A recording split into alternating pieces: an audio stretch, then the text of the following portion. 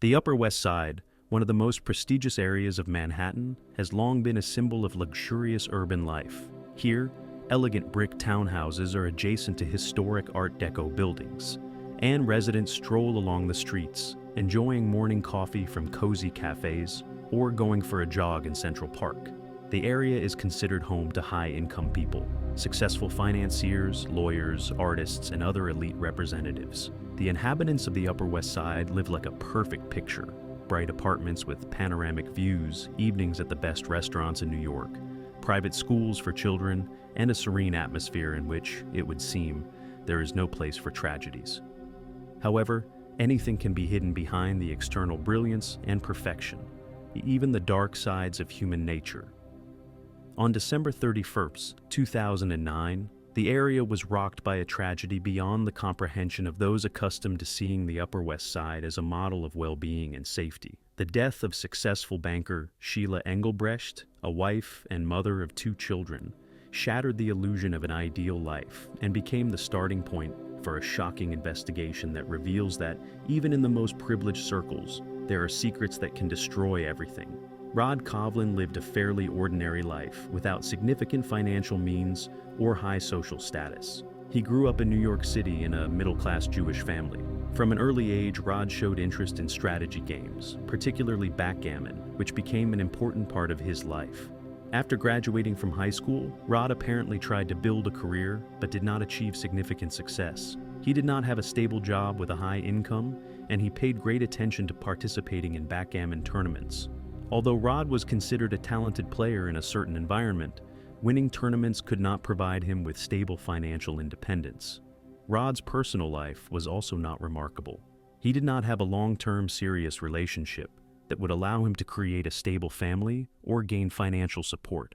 At some point, he decided to focus on finding a partner who could help him improve his situation. He was charismatic and charming, which attracted the attention of women to him. It was during these years that he met his future wife, Sheila Engelbrecht. Sheila was born into a wealthy and traditional Jewish family in New York City. Her childhood was spent in a secure and loving environment, and her parents paid great attention to her education and development. From an early age, she stood out for her determination, kindness, and desire to succeed in life. Sheila was a brilliant student and graduated from one of the prestigious universities. She specialized in finance and quickly proved herself to be a highly qualified specialist. After graduating from university, she began to build a career in the banking sector, where, thanks to her perseverance and analytical mind, she quickly moved up the career ladder. Her colleagues and superiors noted her professionalism and ability to solve complex problems. Sheila gained a reputation as a responsible and successful financier, and her career was on the rise. In addition to her work, Sheila was a well-rounded personality.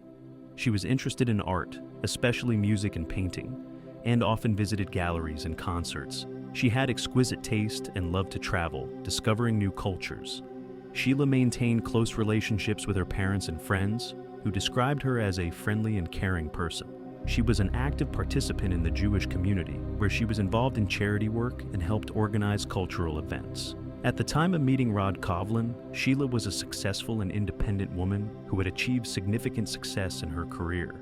She held a high position in the bank and had a stable income, which allowed her to lead a comfortable and prosperous lifestyle. Sheila owned luxury real estate in New York and was well off. Her financial stability and independence were respected, but also, as it turned out later, became one of the reasons for the conflict in her relationship with Rod. Sheila met Rod Kovlin through mutual friends at one of the Jewish community events. Rod then positioned himself as a professional backgammon player and a man with great ambitions. Although his financial situation was less stable than Sheila's, he impressed her with his charm and confidence. Sheila saw Rod as a partner with whom she could create a family. Despite some warning signs, her entourage later recalled that she was truly happy in the early stages of their relationship, dreaming of a strong family and a future with him. A relationship quickly developed between them, and soon the couple decided to marry. The wedding took place in a small circle of the closest friends and relatives. They seemed like a couple that complemented each other perfectly. After the wedding, the Kovlins set up their apartment in Manhattan. Sheila paid attention to every element of the interior, creating an atmosphere of comfort and harmony. Everything from the furniture to the wall paintings was thought out to the smallest detail, reflecting her impeccable taste. The Kovlin family was famous not only among friends, but also in the local community. They participated in charity events, organized meetings for neighbors, and supported school initiatives. They could often be seen in theaters, exhibitions, and other cultural events. It was as if they were living a full life, balancing their careers, family, and social activities. Soon Rod and Sheila became parents of 2 children, daughter Anna and son Miles. As a successful banker, Sheila focused on her career after the birth of her children, ensuring the stability of the family while Rod continued his career as a professional backgammon player. Sheila was a loving mother, striving to create coziness and comfort for her children. Anna and Miles received everything they needed for development, from prestigious education to participation in cultural and sporting events. From the outside, everything looked perfect: a successful career, a happy marriage, well-behaved children. It was as if they were living according to a scenario that provided only joy and success. However, deep disagreements were hidden behind the external well-being. Rod, despite his talent and success, often faced financial difficulties and stress due to his gambling addiction. These problems, along with his jealousy and controlling behavior, gradually destroyed the couple's relationship. Sheila, tired of conflict and instability, began to think about divorce. December 31st, 2009 was the last in the life of Sheila Kovlin, a successful career woman, caring mother, and respected resident of the Upper West Side of Manhattan. Her body was found in the bathroom of the family apartment. For those who knew Sheila, her sudden death was a shock. She was always organized and attentive, especially when it came to health and safety. Colleagues, friends, and relatives could not believe that such a woman could die in such a ridiculous way. On the evening of December 31st, at about 9 p.m., Rod Kovlin dialed the emergency number. There was no panic in his voice. He calmly reported that he had found his wife unconscious in the bathroom. The paramedics arrived within a few minutes. After examining Sheila, they pronounced her dead. The police officers who arrived at the scene also found no obvious signs of violent death. Everything pointed to an accident. The bathroom was wet and the tiles were slippery. Rod Kovlin was not at home on the day of the tragedy, as he was living in a nearby apartment at the time. After breaking up with Sheila, he moved out, but retained access to her apartment. While in the apartment, their 9-year-old daughter Anna found her mother's body in the bathroom and called her father, who immediately called emergency services. The original theory was that Sheila slipped in the bathroom, hit her head, and drowned. This hypothesis was supported by the fact that the bathroom floor was wet, and injuries were found on Sheila's body that could have been the result of a fall. No forensic examination was carried out, as the family decided not to have the body autopsied in accordance with Jewish religious traditions. However, shortly after the funeral, Sheila's parents began to doubt that her death was accidental. Her parents couldn't believe that their daughter, so careful and organized, could just slip in the bathroom. They knew her better than anyone and did not believe in this version. They were aware of the strained relationship between Sheila and Rod, which had been deteriorating in recent years. Her father, Joel Engelbrecht, noted that Sheila talked about constant threats from the family. Shortly before her death, she confessed to friends that Rod had threatened her if she restricted his access to the children or took him out of his will. These words were the first signal for the family. A few weeks after Sheila's death, her mother, Lucia Engelbrecht, noticed that Rod was acting suspiciously. He was actively interested in Sheila's inheritance and access to her bank accounts. Sheila's parents launched their own investigation, interviewing her friends and colleagues. One of her close friends reported that the day before her death, Sheila told him about a phone conversation with Rod in which he stated, "You'll regret it if you keep doing this." The police were still sticking to the theory of an accident, but Sheila's parents weren't going to put up with it. In February 2010, a month and a half after Sheila's death, they filed an official complaint with the police, demanding a review of the case. They insisted on exhuming the body, despite religious restrictions. The court granted permission, citing conflicting witness statements and Rod's strange behavior after his wife's death. The results of the forensic medical examination conducted after the exhumation revealed that Sheila died of suffocation. Pressure marks were found on her neck, and head injuries and bruises on her body were incompatible with the fall. The examination also confirmed that the fall in the bathroom was staged to hide the true cause of death. The police launched an investigation focusing on Rod. They discovered that he had serious financial problems. Coughlin worked in finance, but in recent years, his career has been on the decline.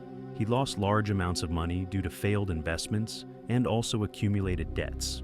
Sheila, being a successful banker, controlled the family budget and refused to help Roger in his adventures. In November 2009, the investigation first received information that later became key to solving the case. It was established that Rod Coughlin had discussed the possibility of murdering his wife, Sheila, with one of his acquaintances. This man, whose name was not disclosed for security reasons, told investigators that Rod had spoken directly about his plans to kill his wife.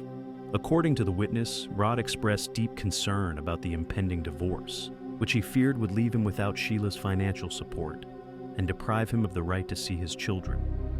The witness also noted that Rod spoke about the murder not as a spontaneous idea, but as a carefully thought-out plan. He discussed possible ways to fake her death so that it looked like an accident. In particular, Rod mentioned the bathroom as a place to create a believable falling scene. According to the witness, these conversations took place several weeks before the tragedy, which later became a strong argument in the charges against Coughlin. In early 2011, this acquaintance contacted the police on his own when he learned of Sheila's death and suspected that Rod could actually carry out his threats. He stated that he had not previously reported on Rod's plans out of fear for his safety.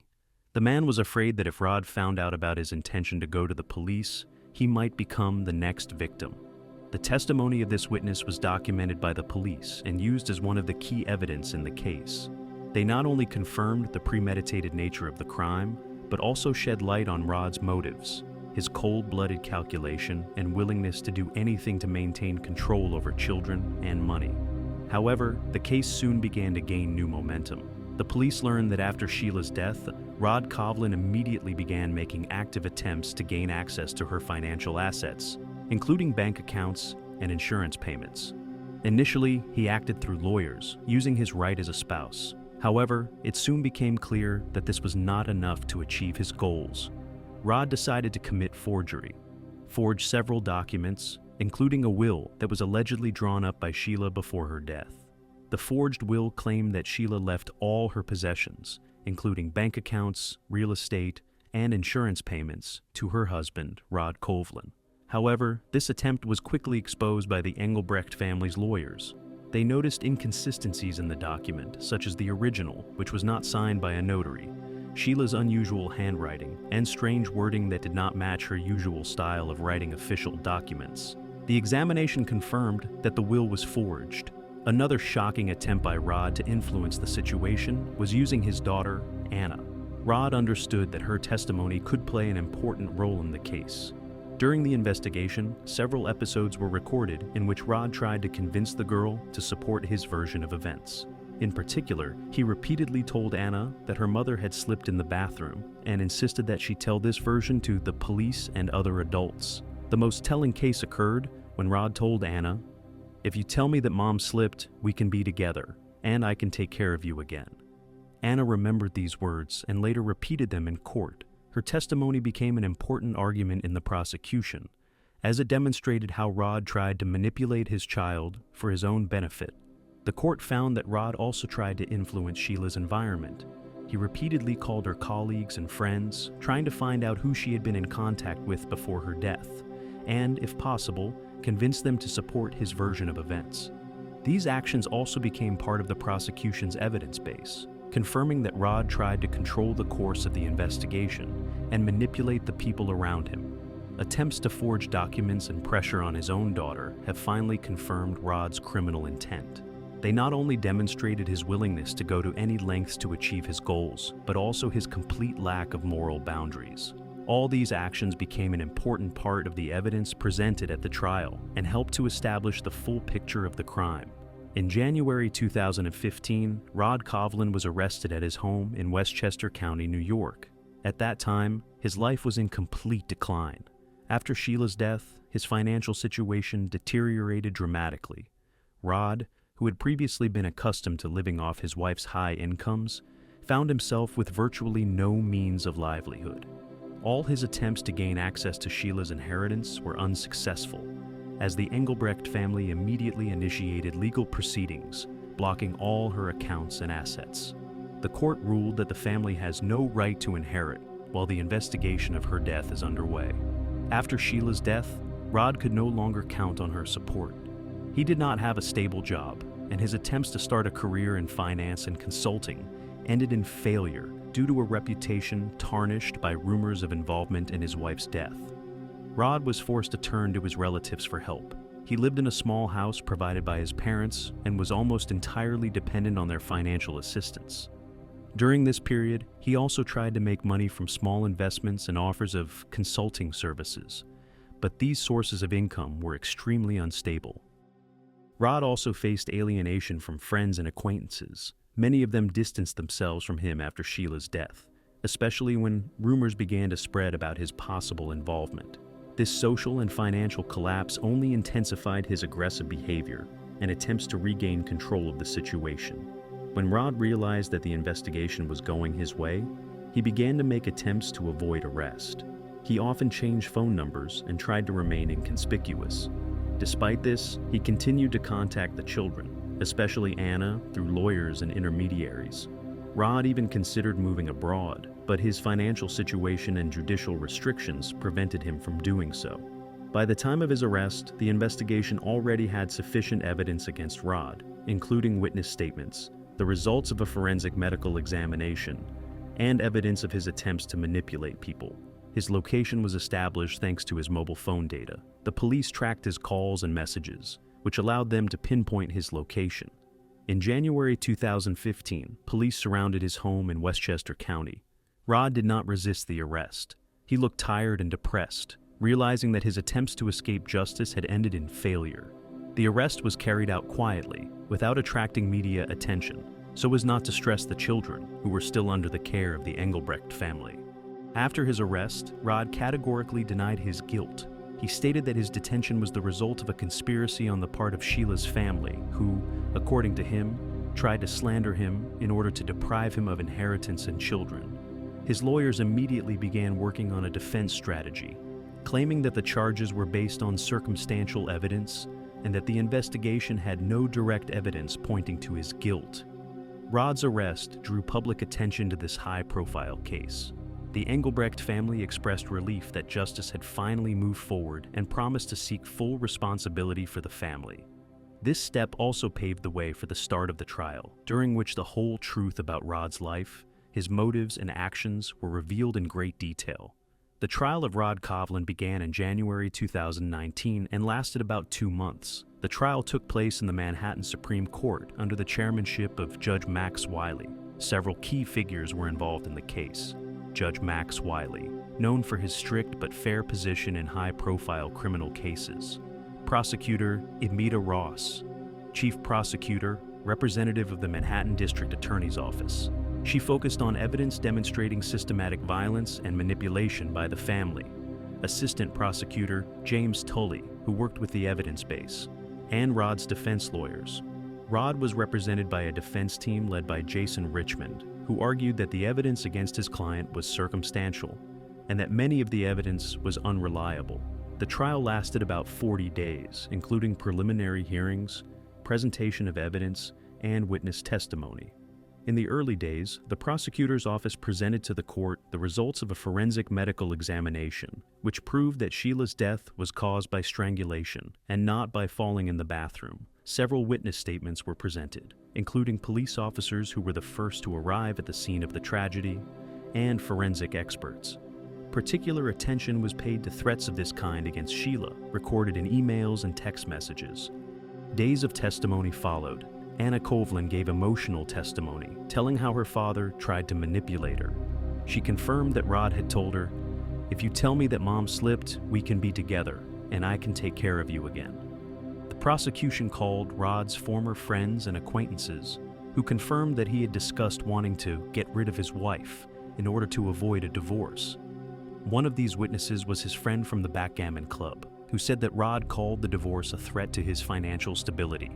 Then, a cybersecurity expert spoke, who exposed the fake emails created by Rod.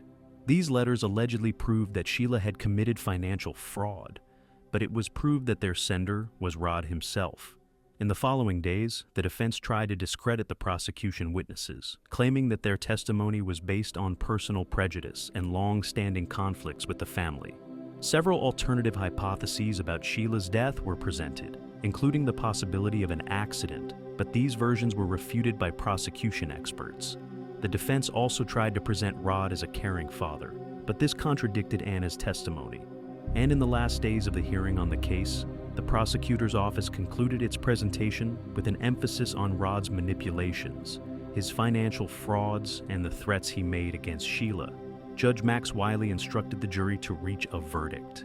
At the end of the trial, the jury unanimously found Rod Kovlin guilty of second-degree murder. His attempts to manipulate his daughter, forge documents, and confuse the investigation played a key role in the conviction. In March 2019, Rod Kovlin was convicted. The court found him guilty of murdering Sheila Engelbrecht. He was sentenced to 25 years in prison. Rod tried to appeal the verdict, claiming that he was convicted on the basis of circumstantial evidence, but his appeals were rejected. The case of Rod Kovlin has become one of the most high-profile lawsuits in New York, drawing public attention to issues of domestic violence, financial control, and manipulation in the family. The tragic death of Sheila Kovlin and the subsequent disclosure of the circumstances of her death came as a real shock to her family.